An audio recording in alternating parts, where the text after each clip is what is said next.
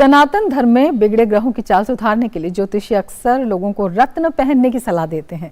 ज्योतिषियों की सलाह पर लोग रत्न खरीदते हैं, उसे पहनते भी हैं, लेकिन रत्न खरीदने के साथ अक्सर मन में उसकी शुद्धता को लेकर संशय बना रहता है कि बाजार से खरीदे गए महंगे रत्न असली हैं या नकली। लेकिन लोगों को अब इस समस्या से निजात मिल जाएगी। रत्नों की गुणवत्ता की जांच के लिए सर्व विद्या की राजधानी कहे जाने वाले बनारस हिंदू यूनिवर्सिटी में एक केंद्र की स्थापना की गई है। काशी हिंदू विश्वविद्यालय के सेंट्रल डिस्कवरी सेंटर में रत्नों और बेशकीमती पत्थरों की जांच के लिए इस केंद्र की शुरुआत की गई है। इस केंद्र में लोकल व्यवसायी अपने रत्नों की जांच करा पाएंगे। जांच के लिए इससे जुड़े व्यवसायियों को मुंबई, सूरत, अहमदाबाद जैसे शहरों का रुख करना पड़ता था, लेकिन अब वाराणसी सहित पूरे यूपी, बिहार, झारखंड और आसपास के राज्यों के लोग यहां इसकी जांच कराकर ये जान पाएंगे कि रत्न या बेशकीमती पत्थर असली है या फिर नकली। इन पत्थरों और रत्नों की जांच के लिए हाईटेक मशीनें लगाई गई हैं। भारत सरकार के विज्ञान और प्रौद्योगिकी विभाग की मदद से इस केंद्र की स्थापना की गई है। हमारे पास जो photo acoustic ultrasound imaging platform है, ये इंडिया का सबसे advance photo acoustic ultrasound imaging platform है। इसका लोअर वर्जन ही इंडिया में अवेलेबल है।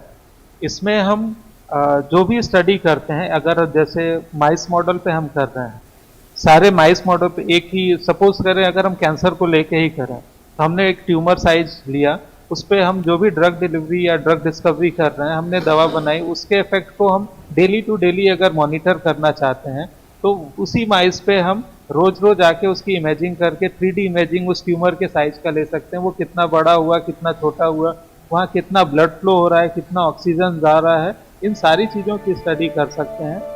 भारत सरकार के साथ ही कार्यक्रम के तहत सेंट्रल डिस्कवरी सेंटर में अत्याधुनिक रत्न परीक्षण और अनुसंधान प्रयोगशाला स्थापित की गई है। अभी तक ऐसी प्रयोगशालाएं मुंबई, सूरत और अहमदाबाद में हैं।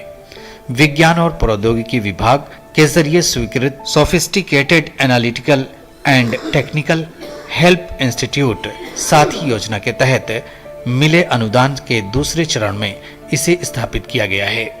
इसमें अत्याधुनिक मशीनें लगाई गई हैं। प्रत्येक उपकरण रत्न के विभिन्न पहलुओं जैसे संरचना, रसायन, रंग और समावेश की पहचान करेंगे। 2 टेस्टिंग मशीन आपके बेशकीमती रत्न का नैनो टुकड़ा लेकर उसे गैस फॉर्म में कन्वर्ट करती है। इसके बाद उस पर इलेक्ट्रोमैग्नेटिक लेजर मशीन तरह तरह की किरणें गुजारती है। इसके बाद उस धातु पर आए इफेक्ट को डिस्प्ले कर एनालिसिस की जाती है।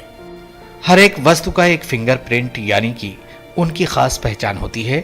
इसे CNSOH कहते हैं।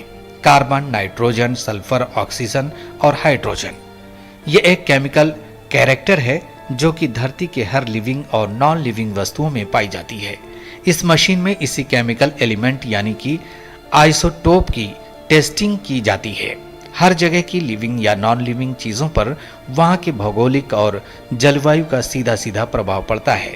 उस वस्तु पर मौसम का क्या क्या प्रभाव पड़ा है, हजारों साल में जलवायु में क्या क्या बदलाव हुए हैं, वो सब कुछ बता सकेंगे। ट्यूमर की साइज को डिक्रीज करने में या उसको ट्रीट करने में ठीक होते हैं, तो ऑब्वियसली फिर वो रैबिट मॉडल पे जाएगा, मंकी मॉडल पे जाएगा और फिर वो ह्यूमन मॉडल पे उसको हम यूटिलाइज कर सकते हैं। क्योंकि कैंसर के लिए अभी ये सबसे हॉट टॉपिक है रिसर्च के लिए। इटसेल्फ अभी भी ये पूरी तरह से मेडिसिन इसके लिए 100% अवेलेबल नहीं है।